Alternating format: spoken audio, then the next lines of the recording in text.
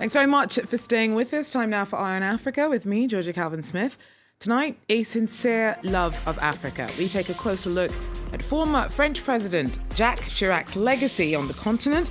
He passed away aged 86 on Thursday. Also, a UK court allows Abuja to appeal the ruling in an explosive case that has awarded a private offshore company registered in the British Virgin Isles the right to seize $9.6 billion of assets from Nigeria. We hear from our correspondent in the country. And in Senegal, young offenders in the town of Thiès are literally fighting for their future. But in a more regulated way than you might think, many have taken up fencing in a bid to boost their self-control. We take a closer look. But first, African leaders have been paying their respects to the late French President Jacques Chirac, who passed away aged 86 on Thursday. Senegal's President Macky Sall called Chirac an emblematic figure in Franco-African relations. He was popular at both at home and abroad, but did have a mixed record. Through it all, he was fired up by his passion for Africa. Clément Bonnereau tells us more. Jacques Chirac never tried to hide his long-lasting fascination for the African continent. I have long-lasting, solid personal ties with many among you, and you know how much I love and respect Africa. Here, Jacques Chirac always appeared to feel at home. Unlike other presidents, he never hesitated to mix with the crowds, shaking hands and hugging those who greeted him. He soon positioned himself as one of the continent's biggest promoters. France is determined to continue its involvement in Africa. Right after his election in 1995, Chirac brought Jacques Foccart to the Élysée Palace, a man who is widely considered to be the architect of France's African diplomacy in the 1960s. In line with the policies of his predecessors, Chirac remained close to several post-colonial African leaders, but his loyalties were sometimes criticised. Chirac sincerely congratulated Gabon's Omar Bongo for his re-election with more than 90% of the vote in 2005. He also defended his friend, Togolese President Gnassingbé Eyadema, who was accused of assassinating hundreds of political opponents. In Africa, people considered that France was conducting its policies based on personal preferences. If a certain figure was a friend, everything was okay for him. If it wasn't, he would face complications. And that's something the president of the Ivory Coast found out the hard way. Laurent Gbagbo's election in 2000 wasn't welcomed by Chirac, who remained loyal to the party of his old friend Félix Houphouët-Boigny. Relations between the two countries deteriorated rapidly, despite Gbagbo's claim that he helped finance Jacques Chirac's re-election campaign. According to lawyer Robert Bourgi, Chirac received money from other African leaders as well, but the allegations were never proven. I personally transferred about $20 million to Jacques Chirac and Dominique de Villepin between 1995 and 2005. Aside from his often murky relationship with leaders in Francophone Africa, Jacques Chirac was an influential figure on the rest of the continent. In his memoirs published in 2013, he writes that he had a privileged relationship with former South African President Nelson Mandela, going as far as claiming that he helped finance Mandela's African National Congress.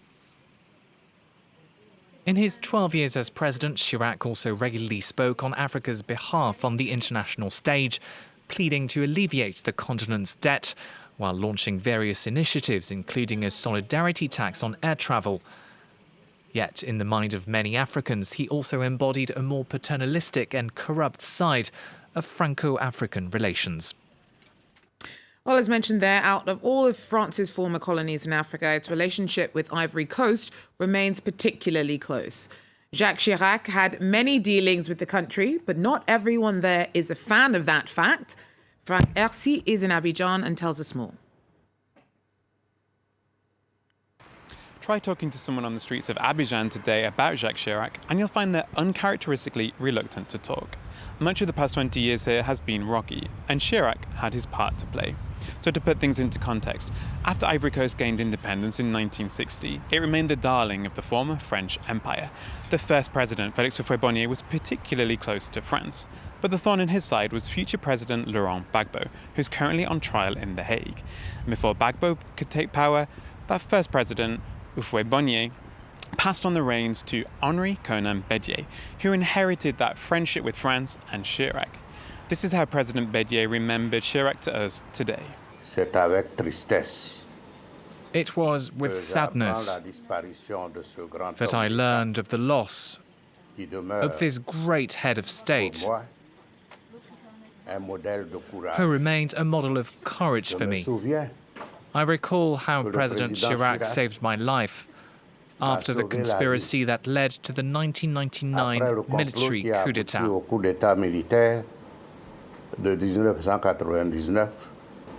Bédier was ousted in that coup and Laurent Gbagbo soon came to power. It's reported that he tried to continue the relationship with France by donating money to Jacques Chirac's 2002 presidential election campaign. But the favour wasn't returned.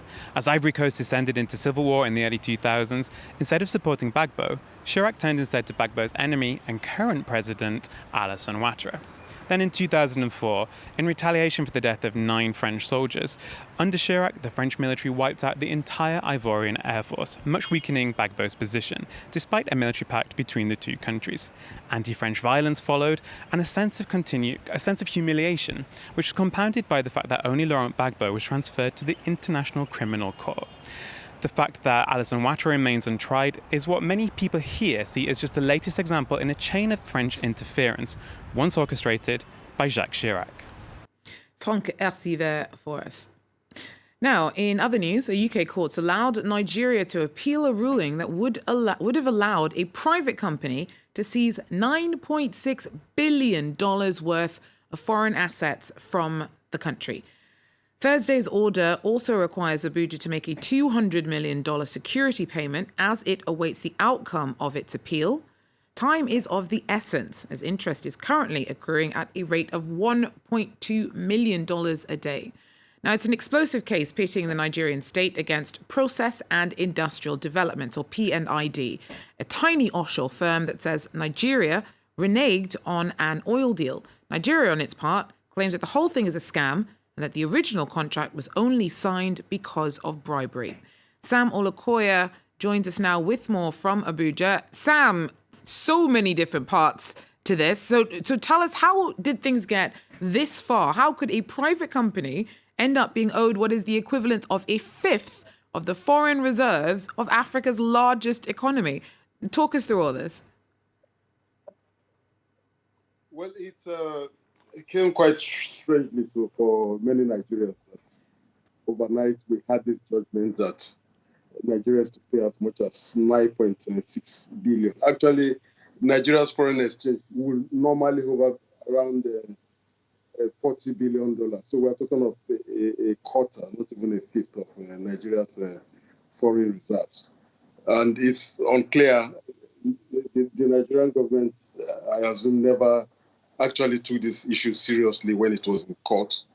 We had very little mention of it, and overnight the judgment was given. The long and short of this was that the company said it signed an agreement, and Nigeria did not go by that agreement. And what is being claimed is what the company said it lost as a result of not implementing. Well, not that it lost, but that would have been its profit over a 20-year period. And so that's basically the claim of the company. But the Nigerian government said it was all a scam. There was nothing like that.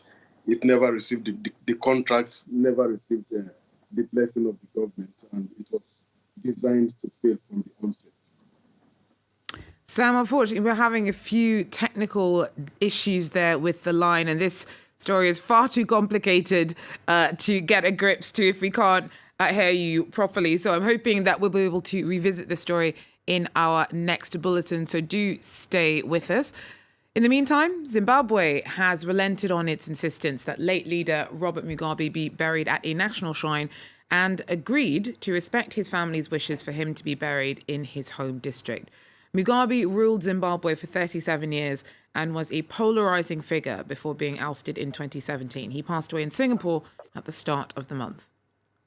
Now, a Zimbabwean doctor who was prevented by police from leaving the country for medical treatment, despite a court order forbidding authorities from stopping him, has finally headed to South Africa.